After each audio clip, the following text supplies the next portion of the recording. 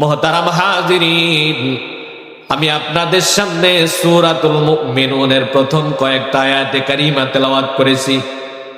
প্রিয় ভাইরা আমার, সূরাতুল মুমিনুন থেকে কয়েকটি আয়াতে কারিমা তেলাওয়াত করেছি। আমি আমার আলোচনার দিকে চলে যাই, তেলাওয়াতকৃত আয়াতের দিকে চলে যাই।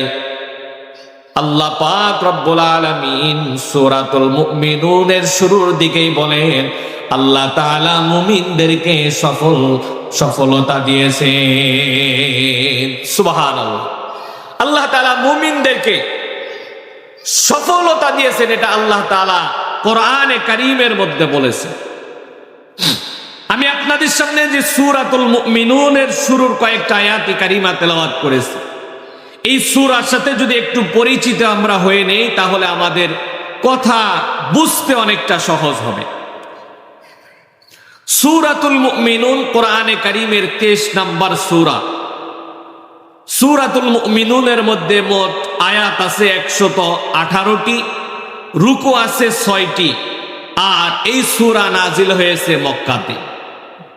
মুহতারাম হাজিরিন, আল্লাহ পাক রব্বুল আলামিন কোরআনে কারীমের মধ্যে বিভিন্ন রকম ভাবে তার বান্দা বান্দিকে উপদেশ দিয়েছেন।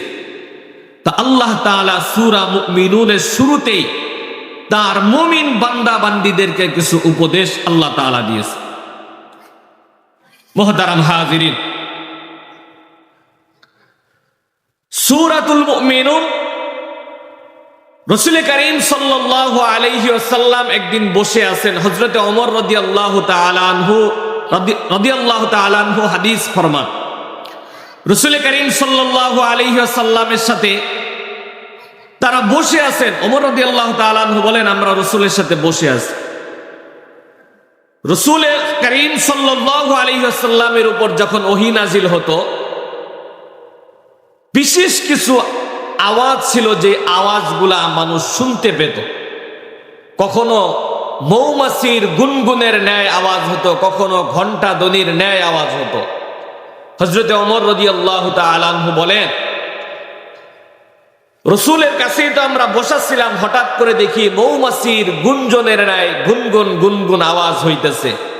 ওমর রাদিয়াল্লাহু তাআলা আনহু বলেন, আমরা বুঝতে পারলাম যে রাসূল করিম সাল্লাল্লাহু আলাইহি ওয়াসাল্লামের উপর ওহী নাজিল হইতেছে।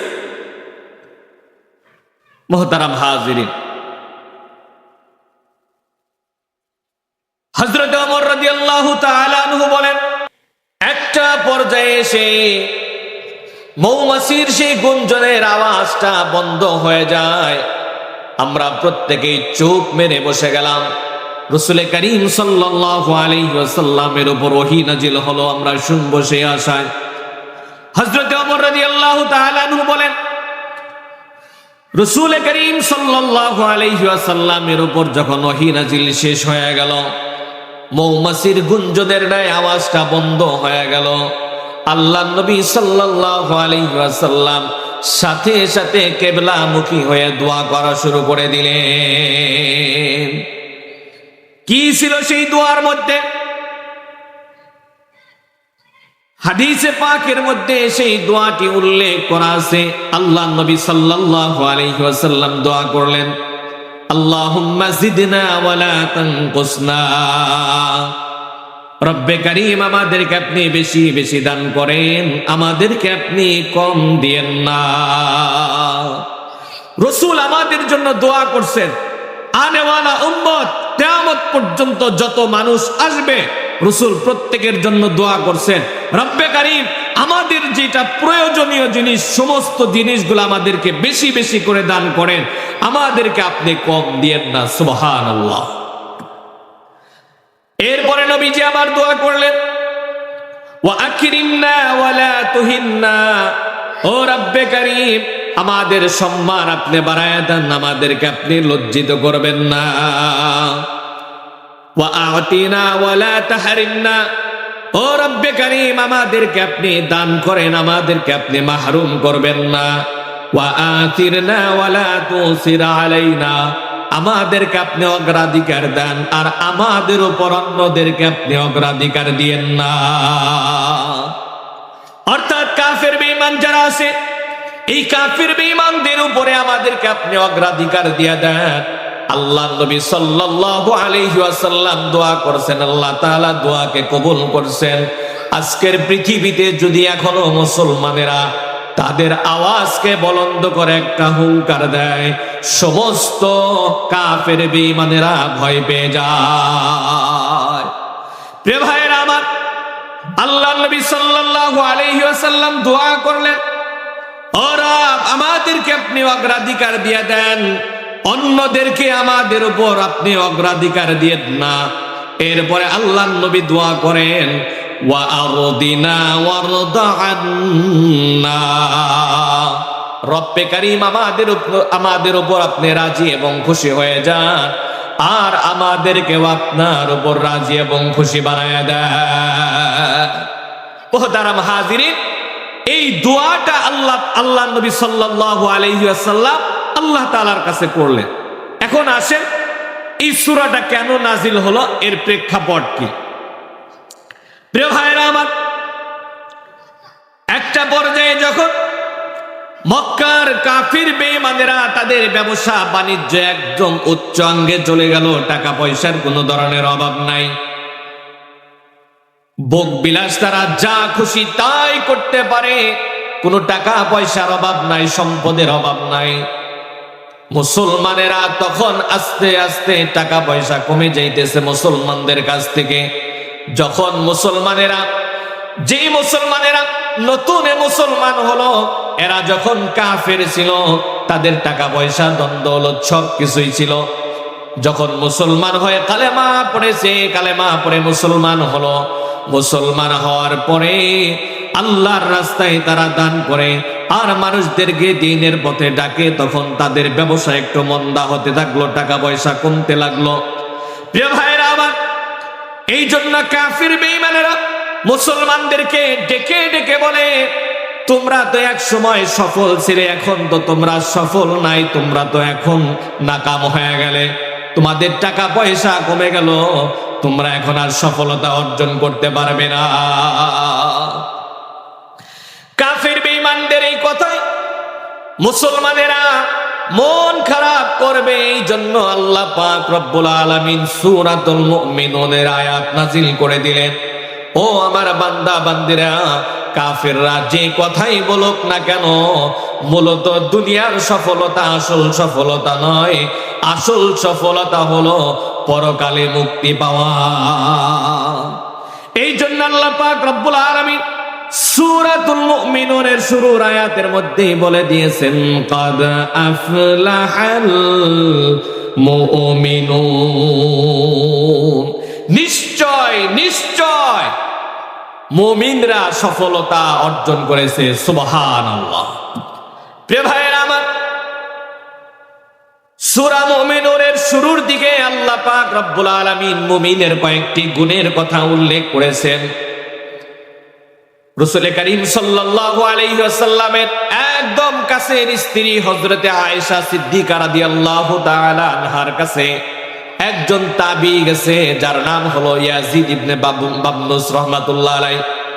ইয়াজিদ ইবনে বাবনুস রাহমাতুল্লাহ আলাইহি হযরত আয়েশা সিদ্দিকা রাদিয়াল্লাহু তাআলা আনহার কাছে গিয়া বলতেছে, উম্মুল মুমিনিন, রাসূল করিম সাল্লাল্লাহু আলাইহি ওয়াসাল্লামের আখলাক আর চরিত্র কেমন ছিল আমাদেরকে একটু বলে দেন।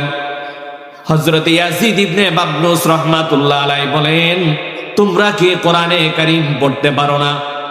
হযরত ইয়াজিদ ইবনে বাবনুস রাহমাতুল্লাহ আলাইহি বলেন, হ্যাঁ, আমরা কোরআনে কারীম তো পড়তে পারি।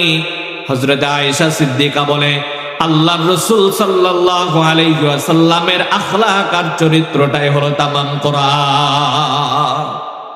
হযরত ইয়াজিদ ইবনে বাবনুস রাহমাতুল্লাহি আলাইহি বলেন, এরপরে হযরত আয়েশা সিদ্দিকা রাদিয়াল্লাহু তাআলা আনহা সূরাতুল মুমিনুনের প্রথম আয়াত কাদ আফলাহাল মুমিনুন, এই আয়াত থেকে নিয়ে শুরু করে ওয়াল্লাযীনা হুম আলা সালাওয়াতিহিম ইউহাফিজুন, এই পর্যন্ত তেলাওয়াত করে বললেন, এটাই ছিল প্রিয় নবী সাল্লাল্লাহু আলাইহি ওয়াসাল্লামের আখলাক এবং চরিত্র। সুবহানাল্লাহ। সূরা মুমিনুনের মধ্যে যে কয়েকটা গুণের কথা আল্লাহ তাআলা বলছেন, এটাই ছিল রাসূল করিম সাল্লাল্লাহু আলাইহি ওয়াসাল্লামের আখলাক আর চরিত্র। প্রিয় ভাইরা আমার, কি ছিল সেই রাসূল করিম সাল্লাল্লাহু আলাইহি ওয়াসাল্লামের আখলাক আর চরিত্র? আল্লাহ পাক রব্বুল আলামিন সূরাতুল মুমিনুনের ২য় নাম্বার আয়াত থেকে মুমিনের সেই গুণগুলো আল্লাহ তাআলা বর্ণনা করেছেন। আমরা যেহেতু প্রত্যেকেই নিজেকে মুমিন দাবি করি, ঈমানদার দাবি করি, এই জন্য আমাদের প্রত্যেকের এই গুণগুলা জানা থাকার দরকার আছে না নাই? কি বলেন, আছে না নাই? যেহেতু আমরা প্রত্যেকেই নিজেকে মুমিন দাবি করি, ঈমানদার দাবি করি, একজন ঈমানদারের কি গুণ হওয়া চাই, সেই গুণগুলা আমাদের জানার দরকার আছে না নাই? যদি সেই গুণগুলা না জানি, তাহলে একজন ঈমানদারের কি গুণ থাকা দরকার, সেইভাবে কি আমাদের আমল করা সম্ভব হবে? এই জন্য আমাদের জানা দরকার। প্রিয় ভাইয়েরা আমার, রাসূল করিম সাল্লাল্লাহু আলাইহি ওয়াসাল্লামের আখলাক আর চরিত্র সূরাতুল মুমিনুনের শুরুর দিকের আয়াতের মধ্যে আল্লাহ পাক রব্বুল আলামিন বলছেন, ২য় নাম্বার আয়াতের মধ্যে আল্লাহ পাক রব্বুল আলামিন মুমিনের ১ নাম্বার গুণের কথা বলেন। আল্লাহ পাক রব্বুল আলামিন বলেন, আল্লাযীনা হুম ফি সালাতিহিম খাশিউন। আল্লাহ পাক রব্বুল আলামিন বলেন, মুমিনের ১ নাম্বার গুণ হলো যারা তাদের নামাজের মধ্যে আন্তরিক হয়ে যায়, আন্তরিকতার সাথে বিনয় অবনত অবস্থায় নামাজ আদায় করে। এটা হলো মুমিনের ১ নাম্বার গুণ। মুমিনের ১ নাম্বার গুণ কি? বিনয়ের সাথে, আন্তরিকতার সাথে নামাজ আদায় করা, খুশু এবং খুজুয়ের সাথে নামাজ আদায় করা। খুশু কাকে বলা হয়? আন্তরিকতার সাথে, অর্থাৎ অন্তরটাকে একদম হাজির ও নাজির করে, যে বডি আছে মসজিদের মধ্যে, আমি চলে গেলাম বাড়িতে, বাজারে, বিভিন্ন জায়গায়, আমার দিল ঘুরতেছে, এমন যেন না হয়, বরং আমার বডি যেইখানে আছে, আমার শরীর যেইখানে আছে, আমার দিল, আমার মনও যেন সেইখানে থাকে। এটাই হলো আন্তরিকতার সাথে নামাজ। খুশু বলা হয় এটাকে, দিলটাকে নামাজের মধ্যে স্থির রাখা। আর খুজু বলা হয় আমাদের যেই বাহ্যিক শরীর আছে, এই শরীরটাকে একদম স্থির রাখা, সুন্নাহ তরিকায় নামাজ আদায় করা, এটা হলো খুজু। প্রিয় ভাইরা আমার, নামাজ কেমন গুরুত্বপূর্ণ ইবাদত? রাসূল করিম সাল্লাল্লাহু আলাইহি ওয়াসাল্লাম হাদিসে পাকের মধ্যে বলেন, নামাজ কেমন গুরুত্বপূর্ণ একটা ইবাদত। এই যে আমরা দেখতে পারতেছি প্যান্ডেলের সামিয়ানাগুলা টানানো হয়েছে, চতুর্দিক দিয়ে খুঁটি আছে, মাঝখানেও খুঁটি আছে। খুঁটি ছাড়া এই প্যান্ডেলের সামিয়ানাগুলা রাখা সম্ভব না। কথা ঠিক কিনা? খুঁটি ছাড়া সামিয়ানা রাখা সম্ভব না। তো ইসলাম নামক যে সামিয়ানা আছে, এটা ঠিক রাখতে হলে এটার মধ্যেও কিছু খুঁটি আছে। এটার মধ্যে কি আছে? কিছু খুঁটি আছে। সেই ইসলাম নামক সামিয়ানা টানিয়া রাখার জন্য 5টা খুঁটি। কয়টা খুঁটি? একটু আওয়াজ দেখুন না, কয়টা? 5টা খুঁটি। প্রিয় ভাইরা আমার, রাসূল করিম সাল্লাল্লাহু আলাইহি ওয়াসাল্লাম হাদিসে পাকের মধ্যে বলেন, বুনিয়াল ইসলামু আলা খামসিন শাহাদাতি আল্লা ইলাহা ইল্লাল্লাহ ওয়া আন্না মুহাম্মাদার রাসূলুল্লাহ ওয়া ইকামিস সালাহ। নবীজি সাল্লাল্লাহু আলাইহি ওয়াসাল্লাম বলেন, ইসলামের 5টা ভিত্তি রয়েছে, 5টা খুঁটি রয়েছে। তার মধ্যে 1 নাম্বার খুঁটি হলো লা ইলাহা ইল্লাল্লাহ মুহাম্মাদুর রাসূলুল্লাহ। 1 নাম্বার খুঁটি হলো নিজেকে মুসলমান বানানো, নিজেকে মুমিন বানানো। লা ইলাহা ইল্লাল্লাহ মুহাম্মাদুর রাসূলুল্লাহর কালেমা পড়ে নিজেকে মুমিন বানায়া ফেলা। এখন 2 নাম্বার, একজন মানুষ যখন কালেমা পড়ে মুসলমান হয়ে যায়, এখন তার 1 নাম্বার কাজ হলো সালাত আদায় করা।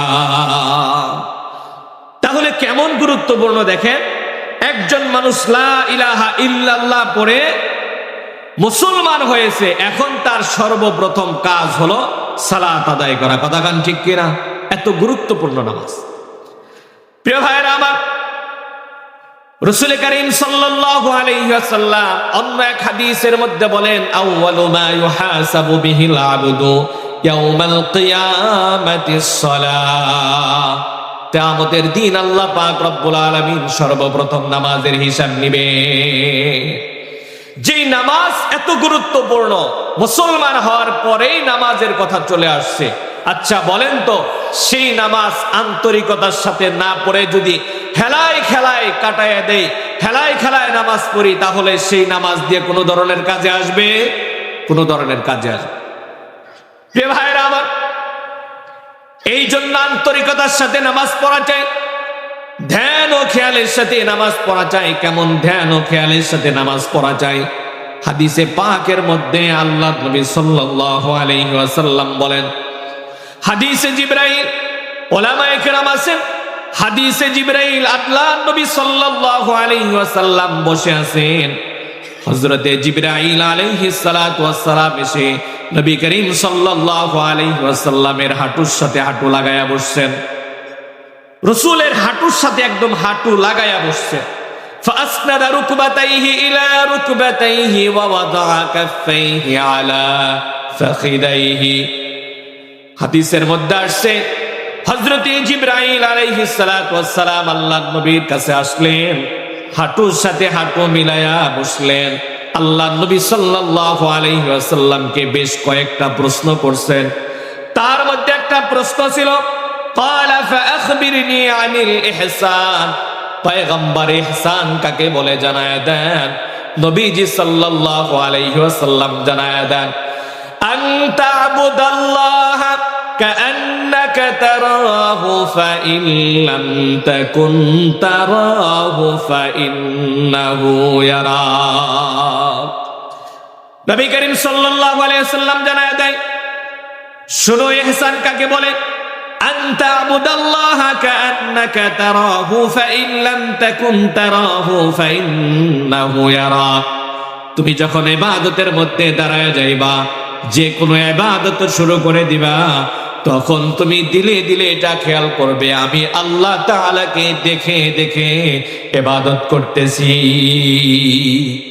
আল্লাহ তাআলাকে দেখে দেখে ইবাদত করতেছি। এটা দিল দিয়ে খেয়াল করতে হবে। নবীজি বলেন, যদি তোমার এটা খেয়াল না হয় তাহলে কি করবে? ফাইন লাম তাকুন তারাহু ফাইন্নাহু ইয়ারাক। নবী করিম সাল্লাল্লাহু আলাইহি ওয়াসাল্লাম বলেন, তাহলে তুমি এটা খেয়াল করবে, আমি যে ইবাদত করতেছি, আমার এই ইবাদত আল্লাহ পাক রব্বুল আলামিন দেখতেছেন। সুবহানাল্লাহ। আমি যে ইবাদত করতেছি, আমার এই ইবাদত আল্লাহ পাক রব্বুল আলামিন দেখতেছে। মুহতারাম হাজিরিন, নামাজের মধ্যে দাঁড়াইলাম, এখন সেই নামাজের মধ্যে যদি আন্তরিকতার সাথে না দাঁড়াই, বিনয়ের সাথে না দাঁড়াই, দিলে দিলে এটা খেয়াল যদি না আসে, রবকে তো আমি দেখতেছি, কিন্তু এটা হয় যে রবকে আমি দেখি না, তাহলে আমার দিলে এটা খেয়াল থাকা দরকার, আমি তো রবকে দেখতেছি না, কিন্তু রব তো আমার দিকে তার কুদরতি নজর দিয়ে তাকায় আছে। কথা কোন ঠিক কিনা? প্রিয় ভাইয়েরা আমার, এই জন্য নামাজের মধ্যে আমাদের খুব বিনয় হওয়া চাই। রাসূল করিম সাল্লাল্লাহু আলাইহি ওয়াসাল্লাম বলেন, আল্লাহ পাক রব্বুল আলামিন মুমিনের চক্ষুর শীতলতা রেখেছে নামাজের মধ্যে। নবীজি বলেন, ওয়াজুইলাত কুররাতু আইনি ফিস সালাত। চোখের শীতলতা রয়েছে একমাত্র নামাজের মধ্যে। অন্য এক হাদিসের মধ্যে নবীজি বলেন, আকরাবু মা ইয়াকুনুল আবদু মির রাব্বিহি ওয়া হুয়া সাজিদুন। সালাতের মাধ্যমে আল্লাহ পাক রব্বুল আলামিনের যত কাছাকাছি হওয়া যায়, সিজদার মাধ্যমে আল্লাহ পাক রব্বুল আলামিনের যত কাছাকাছি হওয়া যায়, অন্য কোন ইবাদতের মাধ্যমে আল্লাহ পাক রব্বুল আলামিনের এত কাছাকাছি হওয়া যায় না। এই জন্য বেশি বেশি করে সিজদা দেওয়া, সিজদা দিলে রবের একদম কাছাকাছি যাওয়া যায়। সুবহানাল্লাহ বলে, সিজদা ছাড়া রবের কাছাকাছি যাওয়া সম্ভব না। প্রিয় ভাইরা আমার, এই জন্য নামাজের মধ্যে সিজদা 2 রাকাত কোন ব্যক্তি যদি নামাজ পড়ে তাহলে 4টা সিজদা হয়ে যায়। 2 রাকাত নামাজ পড়তে 2, 4, 5 মিনিট সময় লাগে। আল্লাহ পাক রব্বুল আলামিনের একদম কাছাকাছি 4 বার হওয়া যায়। 4 মিনিট সময় যদি লাগে 2 রাকাত নামাজ পড়তে, তাহলে 4 মিনিটে রবের একদম কাছাকাছি 4 বার হওয়া যায়। এমনও মানুষ আছে দিন চলে যায় একটা সিজদাও রবকে দেয় না, রবের কাছাকাছি সারা দিনে একটা বারও পৌঁছাতে পারে না। কথা কোন ঠিক কিনা? এমন মানুষও আছে সপ্তাহ চলে যায় রবের কুদরতি কদমে একটা সিজদা পর্যন্ত দেয় না। এমন মানুষ আছে মাস চলে যায়, বছর চলে যায়, কিন্তু রবের কদমে একটা সিজদা দেয় না, রবের কাছাকাছি তারা হতে পারে না। এই জন্য মুহতারাম হাজিরিন, বেশি বেশি করে রবের কদমে সিজদা দিয়ে রবের কাছাকাছি পৌঁছাতে চাই কি চাই না? এই জন্য মুহতারাম হাজিরিন, যদি আমরা বেশি বেশি করে রবের কাছাকাছি হইতে চাই, আমাদের বেশি বেশি নামাজ পড়া দরকার, নামাজের হেফাজত করা দরকার। এই জন্য আল্লাহ পাক রব্বুল আলামিন বলেন, ওয়াল্লাযীনা হুম আলা সালাতিহিম ইউহাফিদুন উলাইকা ফি জান্নাতিম মুকরামুন। আল্লাহ পাক রব্বুল আলামিন বলেন, যেই সমস্ত মানুষেরা নামাজের প্রতি যত্নবান হয়ে যাবে, নামাজটাকে হেফাজত করবে, গুরুত্বের সাথে নামাজ আদায় করবে, আল্লাহ পাক রব্বুল আলামিন জান্নাতের মধ্যে তাদের জন্য সম্মানজনক ব্যবস্থা করে রেখেছে। সুবহান। এই জন্য আমাদের নামাজের হেফাজত করা চাই, নামাজের যত্ন করা চাই। যে কথা বলতেছিলাম, আন্তরিকতার সাথে আমাদের নামাজ হওয়া চাই। সাহাবায়ে কেরাম আন্তরিকতার সাথে নামাজ পড়তেন, এমন আন্তরিকতার সাথে নামাজ পড়তেন যে কাফের বেঈমানেরা সাহাবায়ে কেরামের নামাজ দেখে কালেমা পড়ে মুসলমান হয়েছে। সুবহানাল্লাহ।